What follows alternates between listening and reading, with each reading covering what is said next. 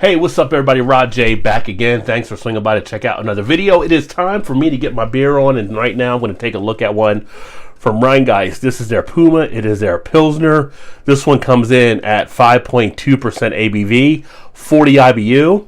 The back of the can, they give you a little bit of a breakdown there in the description. One thing to keep in mind, this is a hoppy Pilsner, as they do note there, and that's why you're seeing a 40 IBU.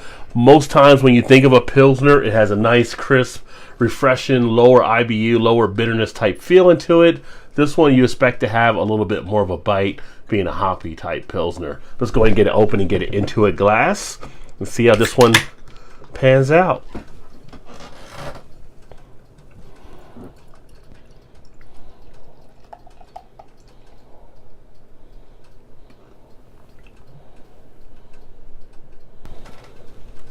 So there we go, into the glass. Head on the beer came out about 1 1/4, starting to shrink down a little bit quicker than usual, but it does have a golden straw color on it that you expect for a Pilsner type beer. Bubble action taking place, lots of carbonation that is racing up there. If you can pick up some of the bubbles there on the camera. Head itself pretty much dead on white as far as the color. It's got a nice amount of a floral presence to it. It almost has a little bit of that. And I picked this up in a few beers, what I would consider to be kind of a soapy type quality on the aroma. But you do pick up that nice hop feel from the additional hops that are used here. There's a little bit of a pininess in there as well. But you can definitely pick up the presence that is definitely going to have a little bit of a bite to it. As far as that, let's check the taste.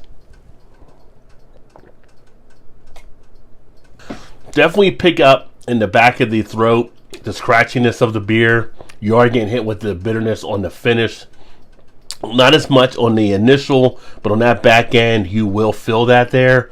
Almost gets up to a level where you start to think it's kind of like a pale ale. But if you're one that doesn't like a lot of bitterness and you were looking for that just refreshing type Pilsner, this one is going to give you a more bite than what you would expect for that.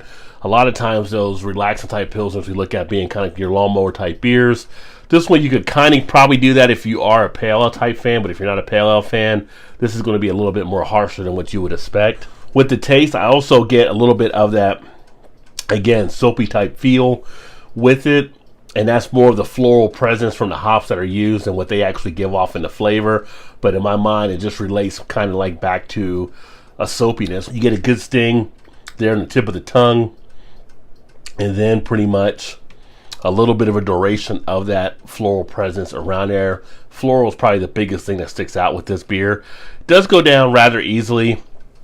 Halfway down the glass right now, so if you are one that again does like bitterness, I think you have no problem putting this one away. But on here they also make note of the bready malts, which is true. You do have that there from the Pilsner perspective, and they do talk on here about floral aromatics as well, so they made that note on the can too.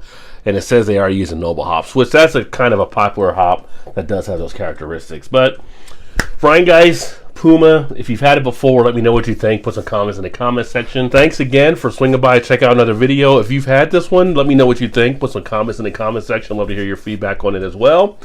And I look forward to catching you guys next time. Please remember to like, comment, and subscribe, all that good stuff. Keep drinking those good craft beers. Remember, there's always time. Get your beer on. Cheers.